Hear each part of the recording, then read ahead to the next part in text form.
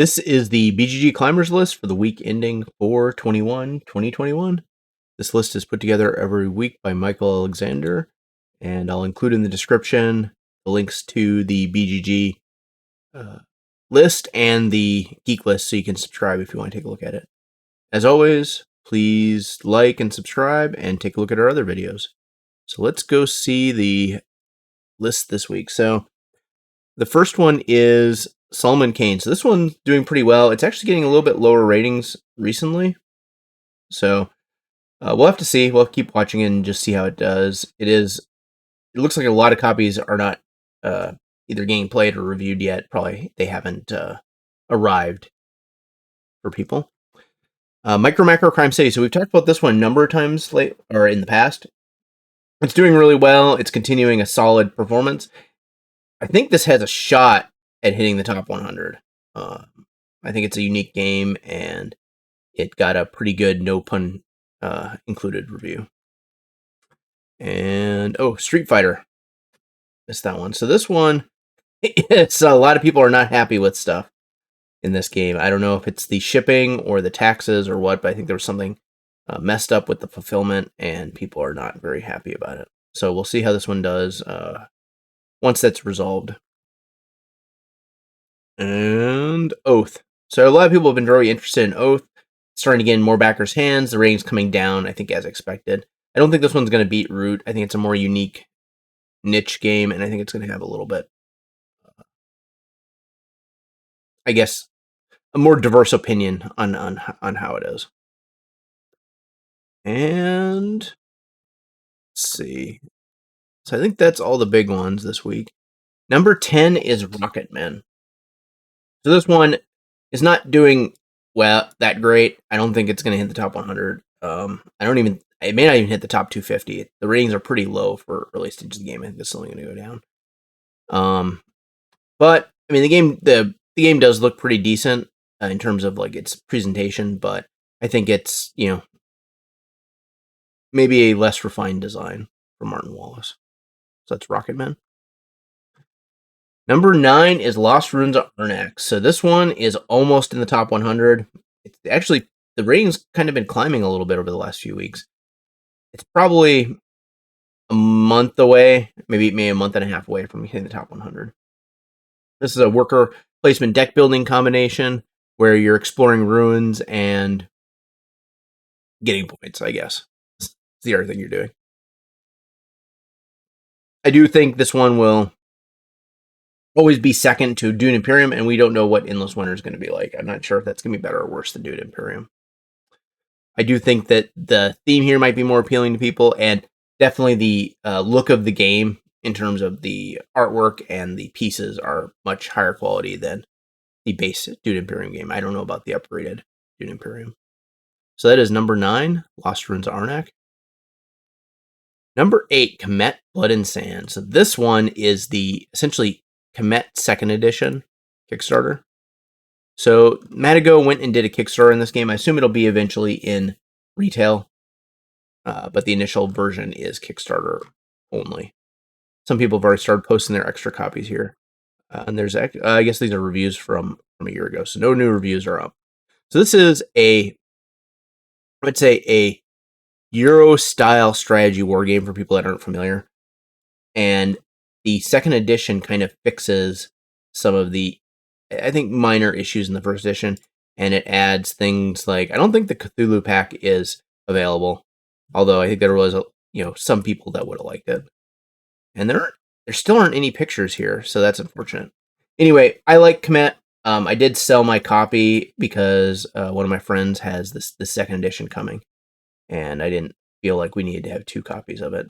I think it's a really cool war game because you upgrade with powers, kind of in economic Euro style, but then you're also always kind of under threat of getting attacked by someone because everyone is approximately the same distance from everyone else, and every space is approximately the same distance from everyone's base, or at least I think there's like maybe a 1 space deviation. So you're always kind of under threat of being attacked. So you have to be worrying about defense as well as attack. And there's also a lot of bonuses for attacking people and winning. So that's one good way to get points. Actually, maybe even the best way to get points is attacking people.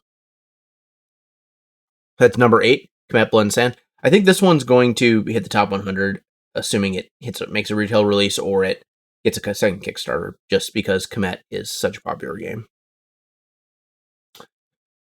Number 7, Mercado de Lisboa. So we talked about this one last week. People are getting in their hands. I think the rating's a little bit low for a Lacerda game. I think that's because most Lacerda fans are used to really, really heavy games, and probably a lot of backers here didn't realize that it's a medium light game. I do think it's a solid game. I don't remember exactly what rating I gave it when I played through a couple times, but I would say it's probably not hitting the top 100, but we'll see. So that's number 7, Mercado de Lisboa. Number 6 is Marvel United. So this hasn't been on here for a while, but I guess a lot of the Kickstarter pledges are coming in or have come in. People that did a all-at-once shipment instead of a 2-phase.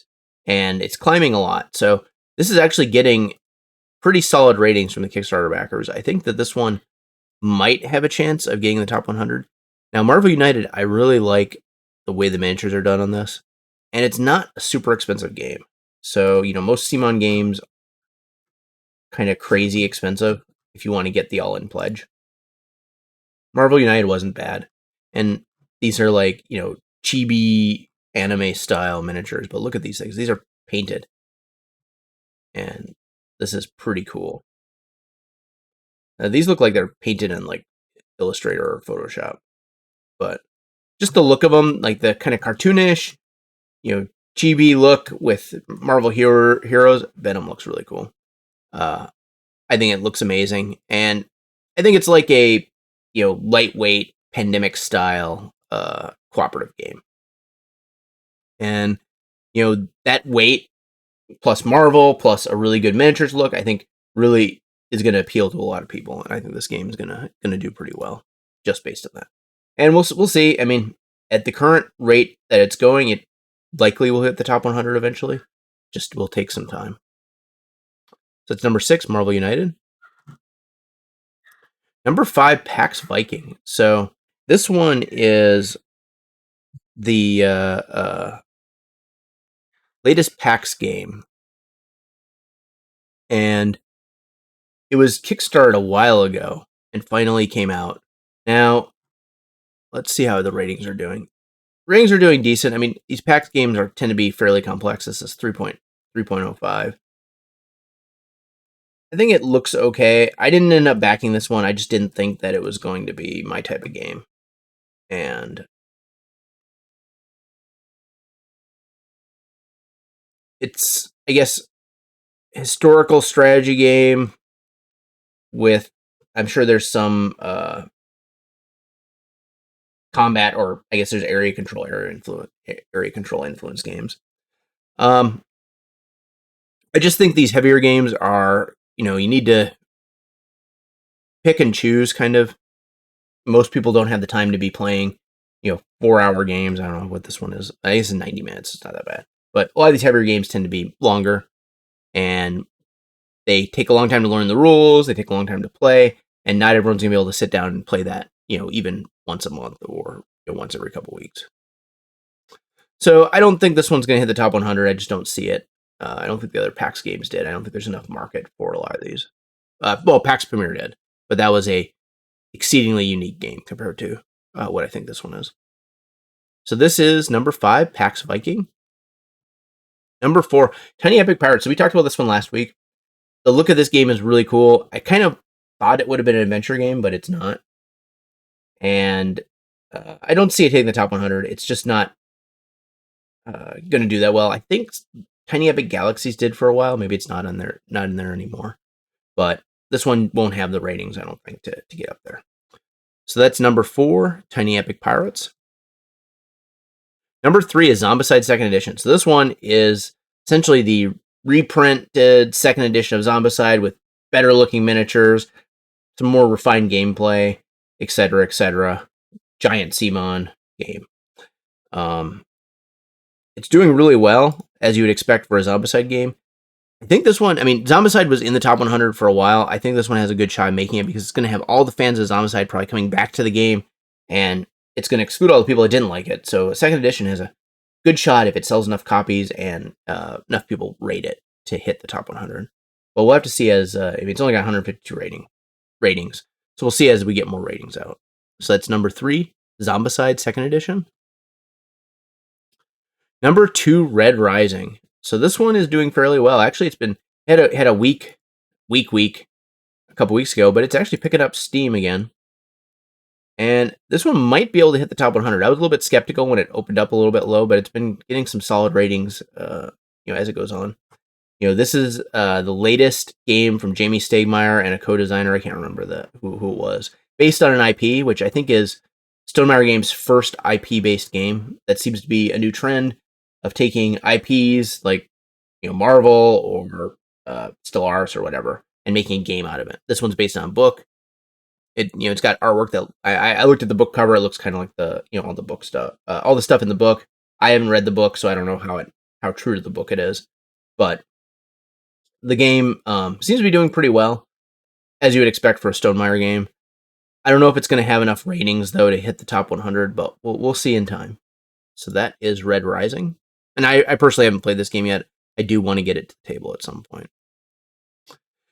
Number 1 is Hadrian's Wall. So I haven't seen this one. Actually, I guess it was just started on the list or on BGG last week. This is you compete. Oh yeah, I think this was on Kickstarter, wasn't it? No, I guess not. Pencil and paper, tech trees, hand management. So this is interesting. So it's basically taking place in the north of Britannia in early hundreds AD. Hadrian Augustus witnessed the aftermath of his war. Savage picks. So he wants to build a wall. And he's going to build a wall across England. I guess you're building that wall? Let's see. This is kind of cool with the stacking bricks.